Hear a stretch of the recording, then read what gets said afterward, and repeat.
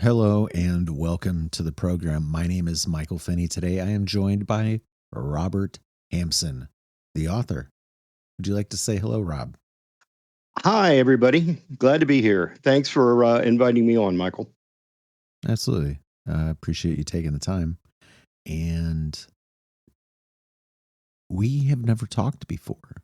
So let's start there. Let us begin with your introduction. Who are you? Where are you from?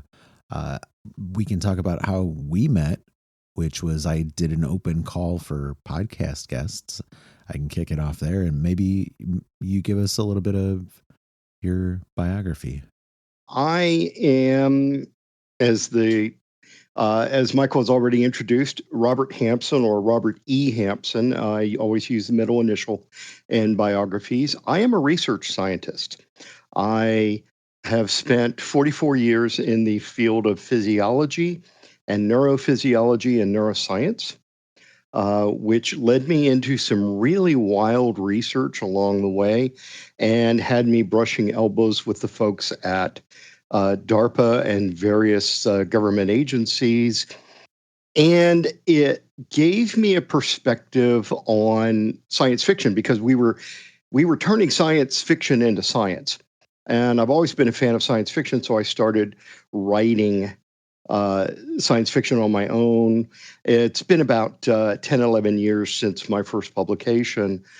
I am basically a semi-retired professor who in North Carolina, and I love science fiction. I absolutely love it, and so in a sense, I'm giving back some of the inspiration that I got from science fiction.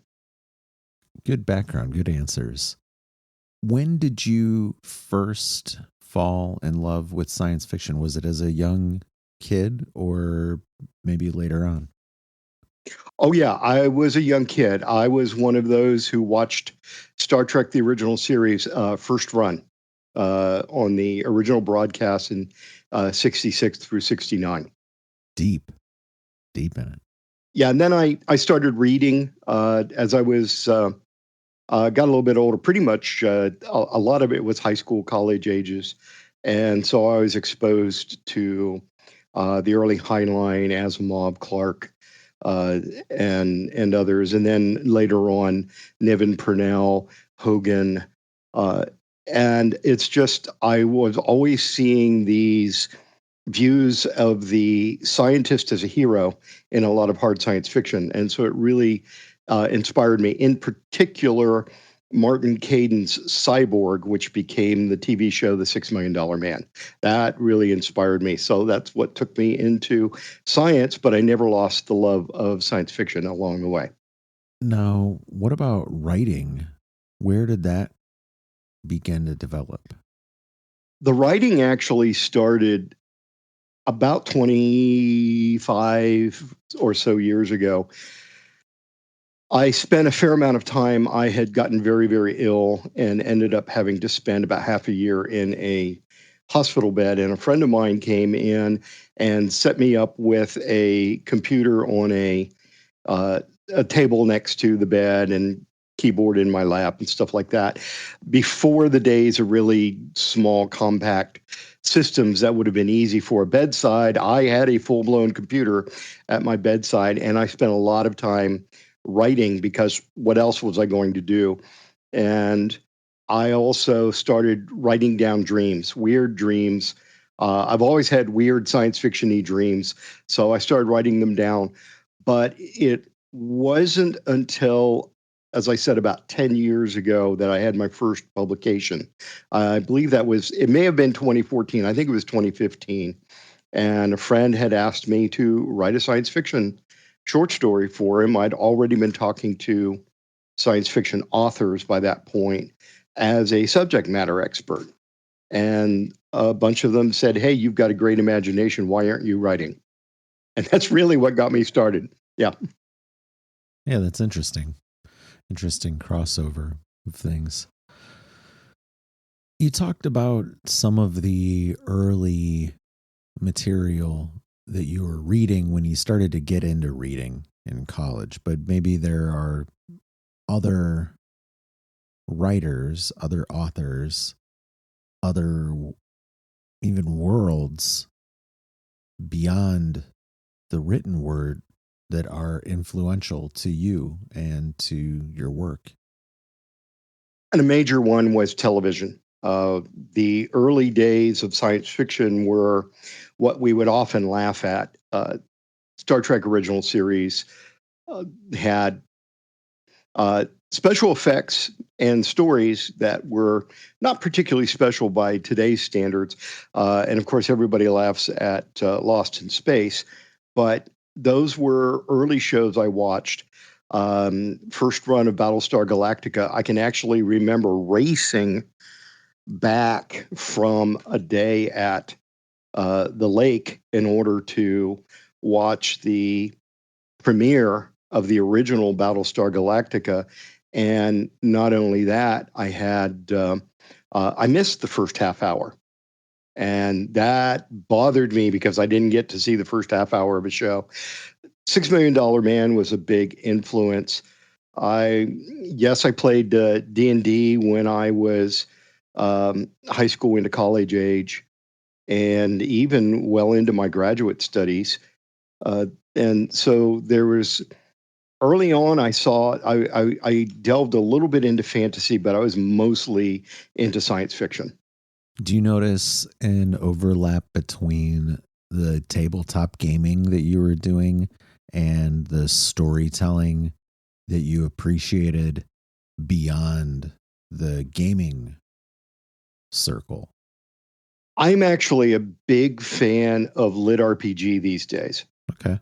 And what really the thing about playing D&D was creating the character and trying to act out the character. My particular gaming group was big on acting out whatever we were trying to do in the game. And so it sort of gets you an idea of, okay, if my character has these stats, how would they behave? That actually then takes me into the literature aspects of it, which really gets you to the idea of how should this character behave given what has been set up on the printed page. For good and ill in reading, there are times when I'm reading a book and I go, hey, that's really good character building. And there are times I read a book and I say, that character shouldn't be doing that. And so it's something I have to keep in mind all the time as a writer as well. In terms of craft of writing, what are some of the kind of backbones of how you approach things, or how you like stories to be approached when, you're a heavy reader too? I like knowing that there's a point to it. I like heroes. Most of the fiction that I read, the main character is a hero. And that could be a superhero, it could be a lit RPG hero, it could be a science fiction hero.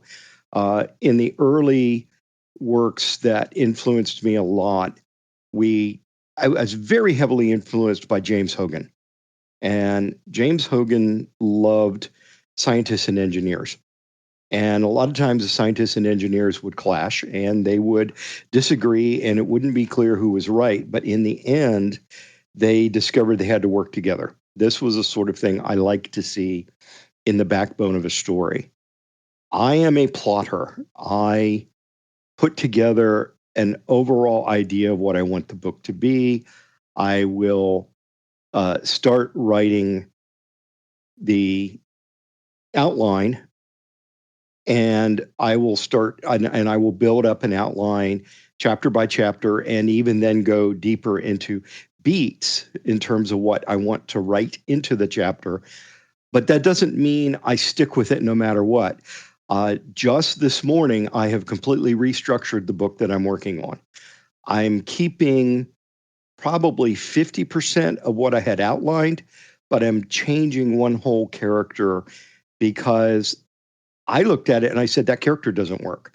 So what I'm looking for is a character that works. They're true to what has been put together. There is a continuity that takes you from uh, chapter 1 to chapter 40 or whatever it is, or from book 1 to book 2 to book 3 that you're building on. Can't be a perfect character. Nobody's perfect. Even heroes have flaws. And so part of what I want to see is an acknowledgement of the flaws. And the flaws could hurt the hero, he could hurt the protagonist, but they have to work through it. And so that's what I usually look for, is the characters. I like that.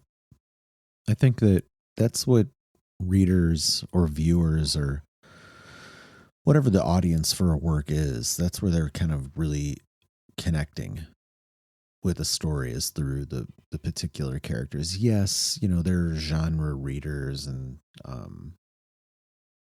maybe they're looking for particular textures or uh tropes and things like that. But I think when a story really works, whatever the format is, I think it's really working because the characters are able to be identified with from us, the readers, the viewers, the listeners, whoever or whatever the format might be.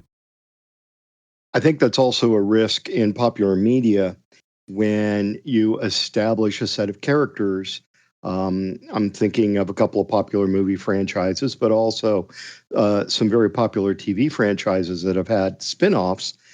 When a spin-off breaks the original mold because there's a comment, oh, this was too funny, we're not going to do the funny side comments in this spin-off, and your audience loses the fact that dark humor or even dad jokes become a part of a character and become part of the tone of a story. And when you lose that, you can very often lose audience.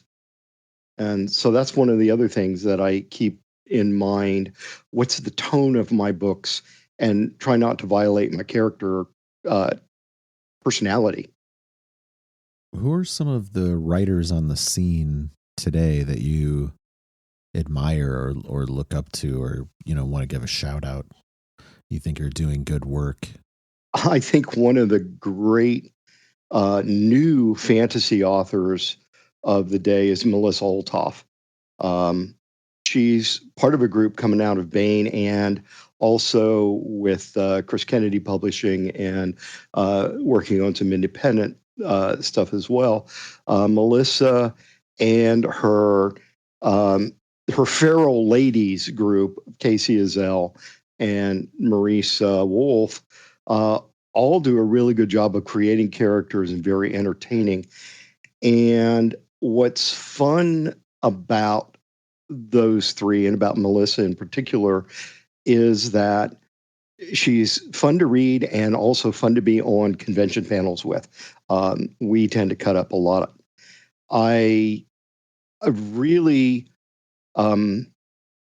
major influences on my writing have been a lot of the Baen stable, Larry Correia, John Ringo, David Weber, David Drake, Tom Kratman. These are all people who actually gave me advice when I was starting to write. Sarah Hoyt as well. She was very prominent in convincing me to write. But right now, I'm surrounded by people like William Allen Webb, Kevin Steverson, Kevin Eikenberry, Jason Cordova at Baen, and others who are just concentrating on telling good stories. But as we get away from my own group, one of the authors I admire the most is Sean Oswald. Sean writes lit RPG, and he's a machine. He is generating thousands of words a day, every day. But he writes characters that you absolutely want to turn the next page to figure out what they're going to do. And I was at the Lit RPG Con and listening to him and listening to others, and it's just Absolutely. If I could write like that, that's the way I want to write, to be able to have readers come up to you and say, when's the next book? When's the next book? When's the next book? Yeah. It's valuable to cultivate that kind of excitement. Right. And you also see it with some of the other platforms such as Patreon and Royal Road, and the one-on-one websites where folks are sharing chapter by chapter, and it becomes a great anticipation, like watching an old serial or waiting for the next episode of a TV show, pre-streaming and binging. Yeah. I definitely see that occurring and know people doing it, whether kind of in editorial or audio or dabbling or kind of going full-fledged into that model. It's certainly an approach to things. And I think that if you are prolifically writing, then it's a great outlet for you. I'm a really slow writer, so it's it's not a great outlet for me, broadly speaking, because people there, I think, want and expect a high level of material to be turned out over a rapid pace.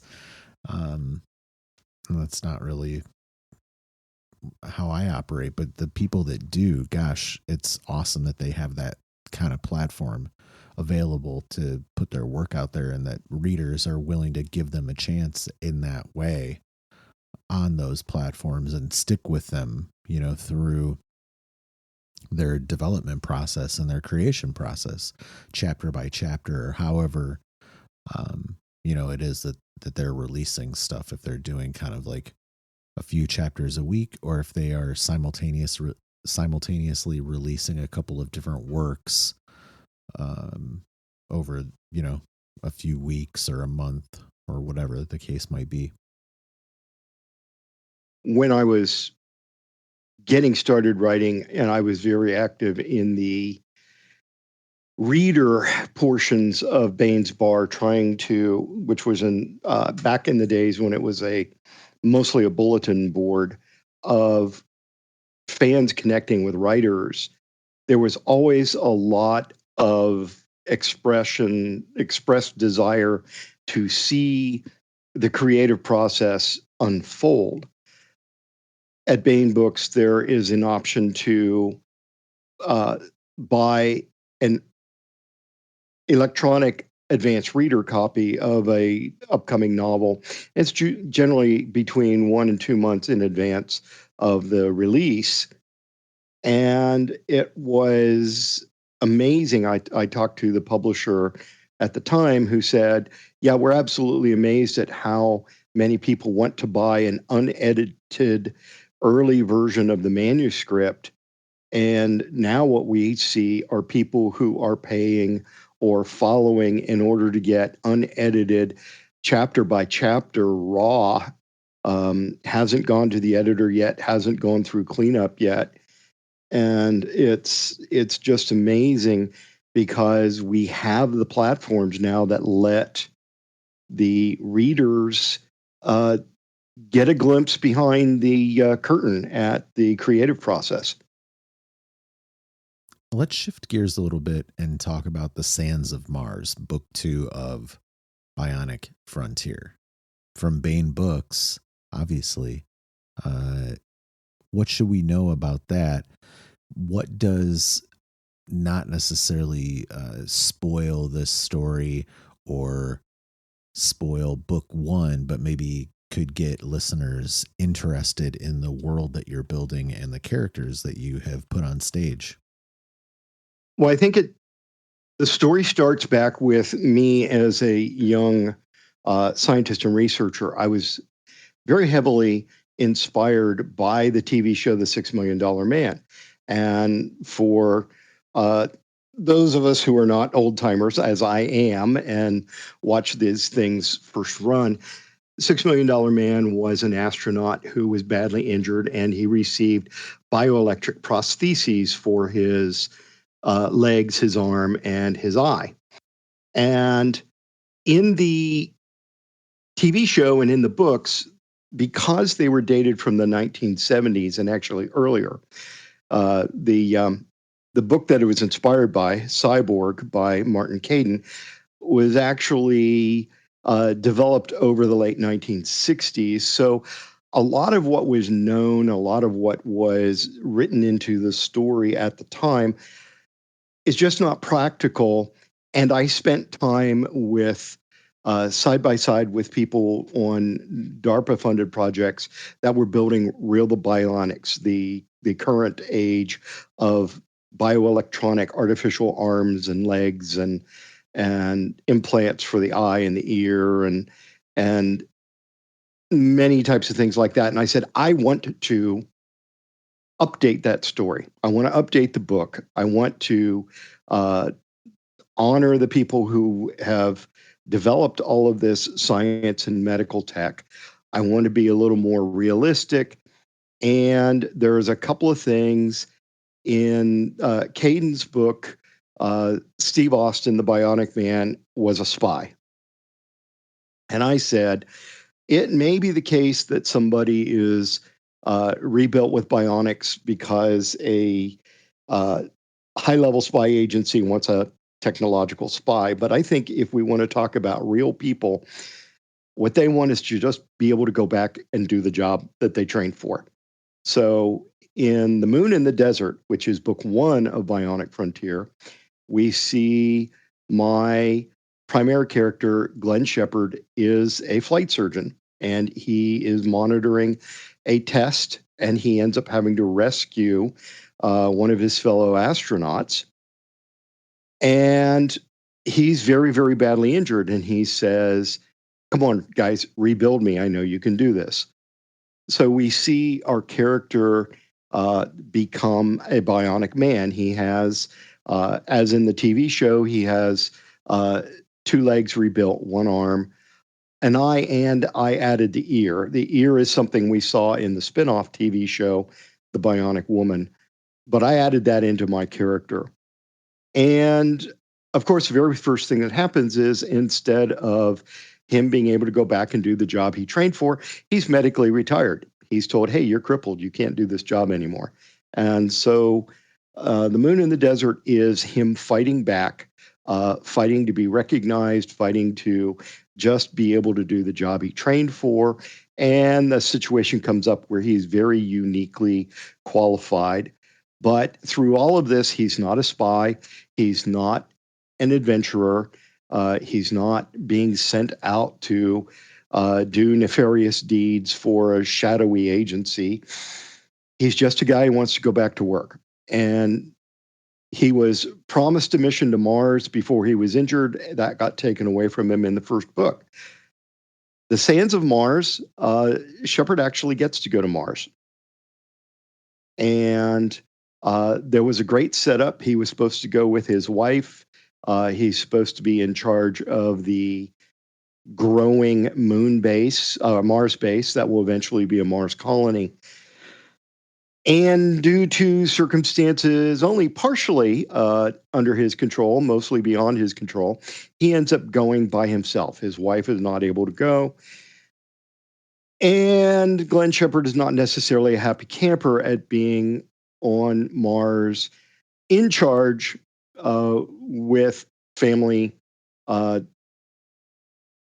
several 100 million miles away and a 20-minute communication lag away. So, but he eventually discovers that it looks like someone is trying to sabotage the base.